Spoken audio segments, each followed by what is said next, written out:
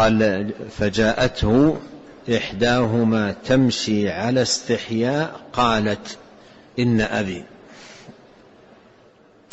وهذا يتناول، هذا السياق يتناول الحياء قولا وفعلا.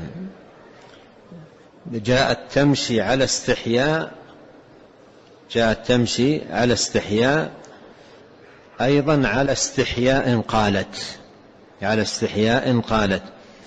فكان الحياء في قولها وفعلها، في مشيتها فيها حياء، وقولها أيضا فيه حياء، لأن أحيانا القول يكون منافيا للحياء، وأحيانا يكون الفعل منافيا للحياء. وهذه جاءته على حياء في فعلها مشيها، وأيضا قولها وكلامها ومخاطبتها له.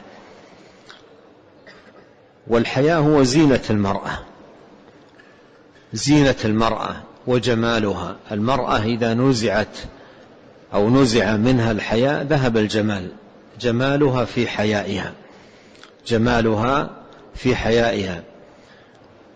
وحياؤها كلما قوي فيها دفعها إلى خيرات عظيمة وفضائل كريمة، وحال بينها وبين الشرور ورذائل عظيمة.